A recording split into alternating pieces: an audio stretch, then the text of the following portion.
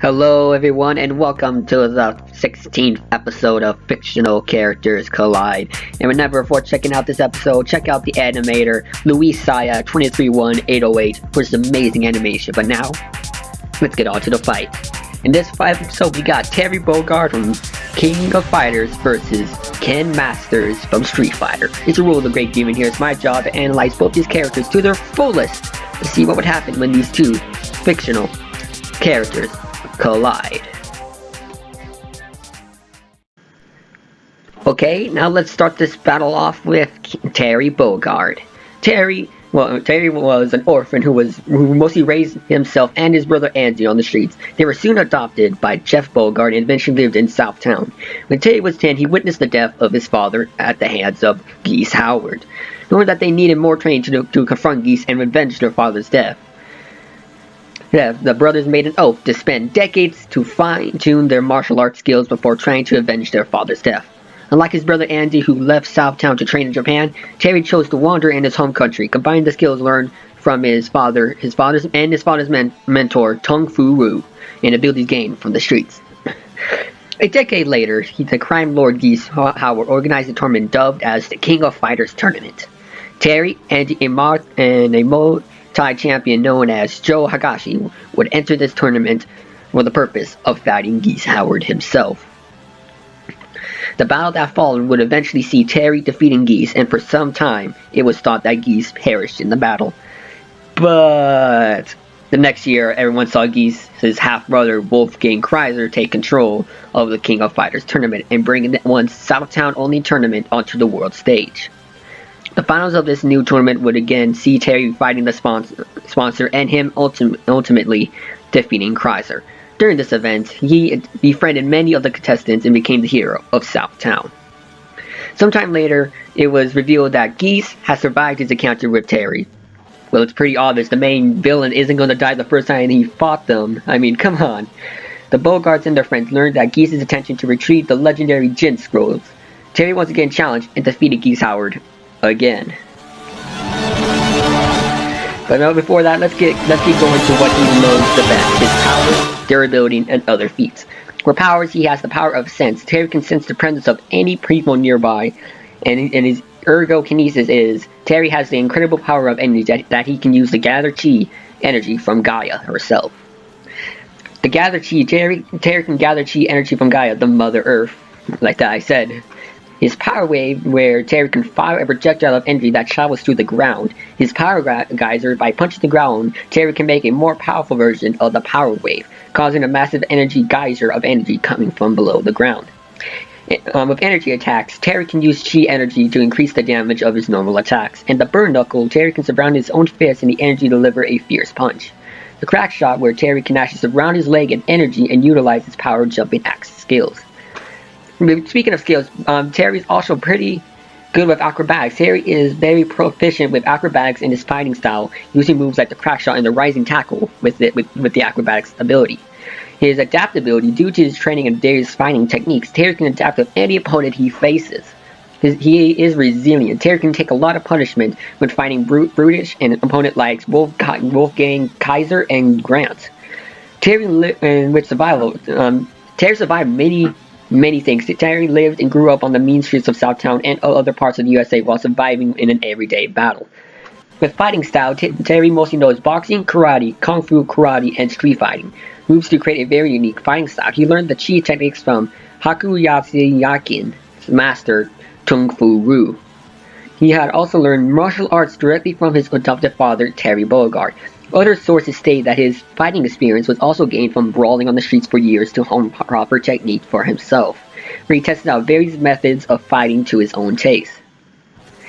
But most of all, Terry is an all-round fighter, with extensive knowledge of many martial arts techniques. He uses many variations of punches, such as hooks and uppercuts, and can also kick with ease. One of his signature moves, the power dunk, was inspired by Terry's love of basketball also. Now, with everything we have to talk about his actual durability, Terry has taken a lot of damage. He has fought people like the God of War Mars, and even fought people like Kaiser, Wolfgang Kaiser and Grant, and also Geese himself as well. Terry also has done many feats. Also, he defeated people who were fast enough to grab bullets and shoot them right back at his opponents. He has survived defeating Kaiser twice, and can even punch steel bars from the air that are over 3,000 pounds with ease. But he does have some weaknesses. He is kind of cocky at some points, and he doesn't get enough damage, and he will be taken down. So all in all, Terry Bogard is a powerful opponent that shouldn't be messed with, but he is cocky at some points. But is he strong enough to take on Ken Masters? Let's find out. From one red wearing blonde fighter to another, let's get on to Ken Masters. When Ken was only 12 years old, his father, a rich hotel tycoon, thought of his son should learn more about discipline from the outside world. He was afraid that his son would soon become a spoiled brat later on in his life and try to leech onto the master's family fortune. So the best idea that his father did was send him across the world to train with an old man that he knew when he was young. He was sent to Japan to train under Goken. At first, Ken was very scared to learn from Goken and wanted to go back to the United States, but shortly started to like him after seeing how nice he was. So you can be scared, but when you see a martial artist was nice, you'll start working with him. He even enjoyed the company of Goken and his adopted son Ryu, since he had foil to finally pull pranks on to make him laugh. Although Ken could not get to him. So at times, Ryu and Ken will later become best friends and even rivals. When Ken and Ryu was 23, Goken decided that both of his pupils had grown up to be fine fighters and decided that their training was over and could now leave the temple. Ryu decided to travel around the world while Ken was finally happy and go back to the United States after his years of training. Now let's get on to fighting abilities. While Ryu had some strong things like the Tatsumaki Senpaku, Ken was given a wider arching Shoryuken and a multi-hit Tatsumaki Senpaku. During this time, he can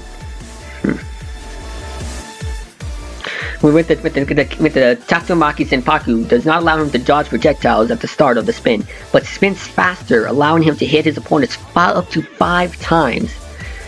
And Ken's Hadoukens are less concentrated than Ryu's, but Ken's Shoryuken is even more powerful, mainly because his Shoryuken can literally be stronger to cause fire from his fists. When he actually did this, he was called the Divine Dragon Punch, where he can actually suck in enemies in close range and actually hurt them hard with a really powerful fiery uppercut. But this does have a problem. It's bad at long range, but great at close range. But it does greater damage and more hits, especially if the kick button is pressed repeatedly. Man, I should really stop trying to talk these all about in the games and just talk about them in general. When Ken does a flurry of kicks before ending with a vertical Tatsumaki Kakurau, I really just fucked that up. And also he has the Hadouken, the Tatsumaki, like I said, Tatsumaki Senpaku, and the Divine Dragon Fist. Those are his most main attacks, but he's mostly main in kicking. His kicking is actually way stronger than any of Ryu's attacks like that. And then it comes to his actual feats. With the help of Ryu, he was able to defeat Master Bison, which was good enough to go up against Ryu himself. It was even strong enough to fight off in tournaments as well, in the Street Fighter tournaments. But he does have some problems. He's a bit cocky, and he doesn't have like the same abilities or transformations like Ryu. He doesn't have like the evil Ken or something like that. And he is a bit over cocky, and he really does taunt his opponents at times when he sees the chance to. But all in all, Ken Masters is a strong opponent with fiery personality and fiery attacks. But is he strong enough to take out Terry Bogard? Let's find out. Okay, the combatants are set, but let's finish this once and for all. It's time for these two fictional characters to collide.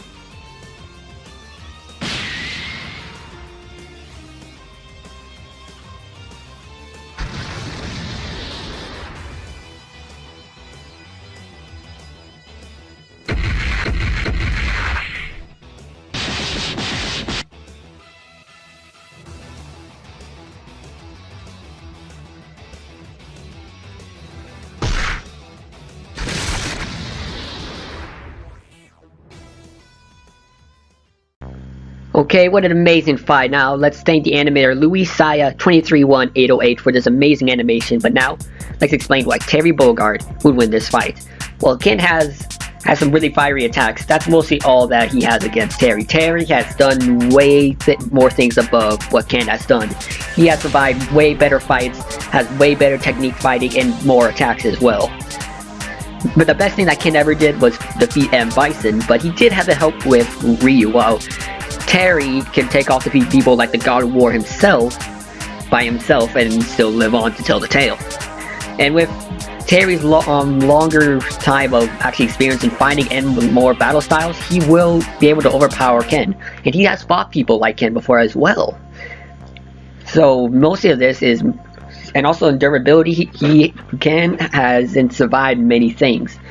Well, he has survived being like impaled by Virgil and other stuff like that, but nothing what Terry has survived. Surviving the streets for a long time and almost getting killed by multiple people like Geese, Kaiser, and Grant. He has so much more experience in fighting those kinds of people than Ken does. And also, Terry Bogard has more different fighting styles. He has boxing, taekwondo, taijutsu, and a few others as well. So if he can't use one fight style, he'll use another to take on Ken Masters. So all in all, looks like Ken just didn't have the heart to say it. Or you can say that he was only halfway there to a victory. The winner is Terry Bogard. I'm gonna have to check out the animator one more time, but right now, it's time for the next fight. Next time on Fictional Characters Collide.